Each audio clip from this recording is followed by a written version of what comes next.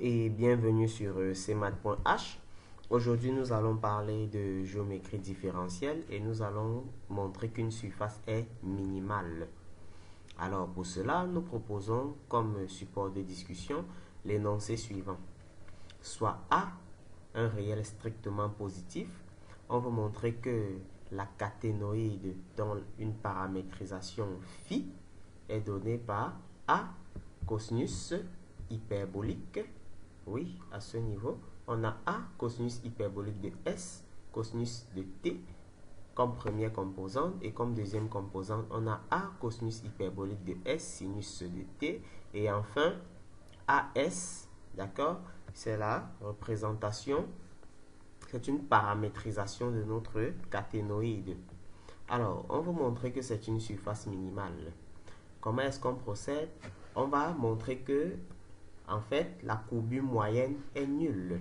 Et pour cela, nous allons d'abord déterminer la première forme fondamentale. Et pour retrouver la première forme fondamentale, nous calculons la dérivée partielle de phi par rapport à S, que nous notons phi S, ce qui nous donne le A sinus hyperbolique de S cosinus de T. Ensuite, A sinus hyperbolique de S sinus de T. Et enfin, A.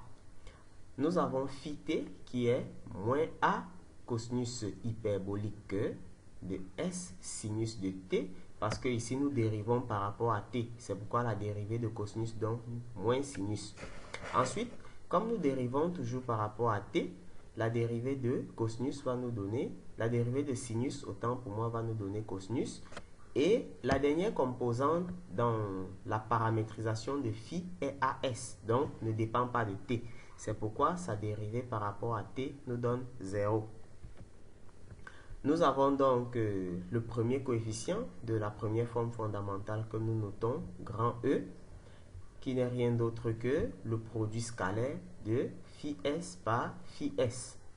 Une fois que nous décidons de calculer ce produit scalaire, nous allons constater que directement, on a A sinus hyperbolique de S cosinus de T, le tout au carré, plus A sinus hyperbolique de S sinus de T, le tout au carré, plus A au carré.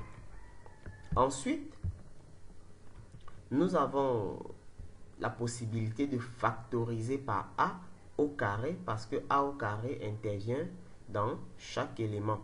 Nous factorisons par A au carré, et dans le crochet, nous nous rendons compte que sinus hyperbolique de S au carré intervient également, donc nous pouvons également le mettre en facteur dans le crochet. Et il nous reste ici cosinus carré de T plus sinus carré de T qui est égal à 1. Ça nous permet donc de conclure que à la ligne suivante, nous avons A carré, facteur de sinus hyperbolique de S au carré plus 1. Or, sinus hyperbolique au carré de S plus 1, c'est encore cosinus hyperbolique de S au carré. Nous avons donc en fin de compte A cosinus hyperbolique de S au carré. Nous déterminons G de la même manière et nous trouvons A cosinus hyperbolique de S au carré également. Nous pouvons donc conclure que, en calculant F, nous allons avoir le produit scalaire de phi S par phi T, ce qui nous donne 0. La matrice de la première forme fondamentale sera donc A cosinus hyperbolique de S au carré, facteur de la matrice unité en dimension 2. Alors, nous poursuivons donc la résolution de notre exercice en déterminant cette fois-ci la seconde forme fondamentale. Et pour cela, nous devons déterminer d'abord la normale unitaire à la surface. C'est pourquoi nous calculons le produit vectoriel de phi S par phi T, ce qui nous donne A, facteur A carré, facteur du vecteur colonne, moins cosinus hyperbolique de S, cosinus de T, moins cosinus hyperbolique de S, sinus de T, et cosinus hyperbolique de S, sinus de T. Attention, ce n'est pas... Oui, sinus hyperbolique de S effectivement. Alors, nous allons poursuivre en calculant la norme de ce vecteur, parce que nous cherchons la normale unitaire il faudrait qu'on puisse d'abord déterminer la norme du vecteur en question, du vecteur normal. Alors, nous pouvons donc poursuivre les calculs en calculant la racine carrée du carré de chacune des trois composantes, ce que nous obtenons ici. Et à la ligne suivante, nous constatons que cosinus hyperbolique au carré de S intervient ici et là, et enfin là. C'est pourquoi nous pouvons le sortir de la racine et rester avec cosinus carré de t, sinus carré de t, plus sinus hyperbolique de S au carré. Nous constatons que cosinus carré de t plus sinus carré de t donne 1. Et donc 1 plus sinus hyperbolique de S au carré égale à cosinus hyperbolique de S au carré. Et avec la racine carrée, le carré va partir et ça va donc rejoindre le cosinus hyperbolique de S qui est resté à l'extérieur. À l'étape suivante, qu'est-ce que nous allons avoir?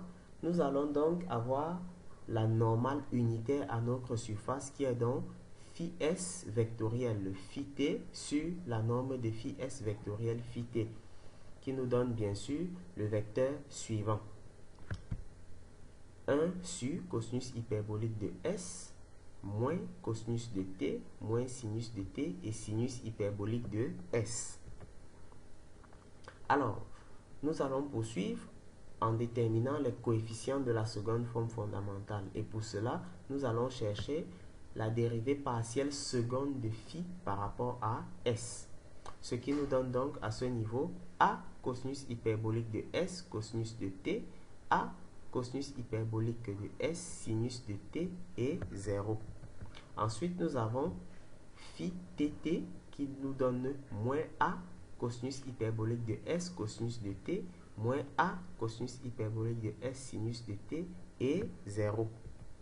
Enfin, phi st qui nous donne moins A sinus hyperbolique de S sinus de t, A sinus hyperbolique de S cosinus de t est 0. Et donc, les coefficients de la seconde forme fondamentale que nous notons petit e, c'est n scalaire phi ss qui nous donne petit a. Ensuite, nous calculons g qui est n scalaire phi tt qui nous donne petit a.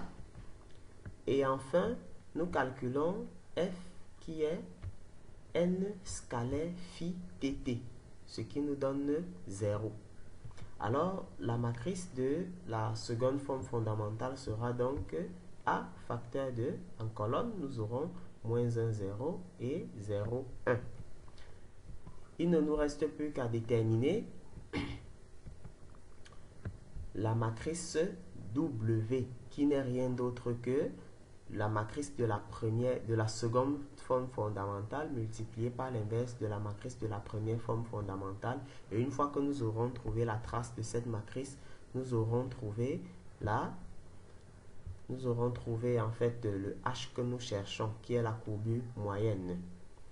Alors, nous trouvons l'inverse de la matrice de la première forme fondamentale, qui est 1 sur A cosinus hyperbolique de S le tout au carré multiplié par la matrice unité en dimension 2 et la matrice W qui nous donne en fin de compte A sur A cosinus hyperbolique de S au carré fois la matrice en première colonne nous avons moins 1 et 0, sur la deuxième colonne nous avons 0 et 1. Alors, quand nous déterminons donc la courbure moyenne qui est la somme de la diagonale principale, des éléments de la diagonale principale, nous trouvons bien 0, ce qui est une preuve que la surface est minimale. Voici donc où s'achève notre exercice et rendez-vous à la prochaine.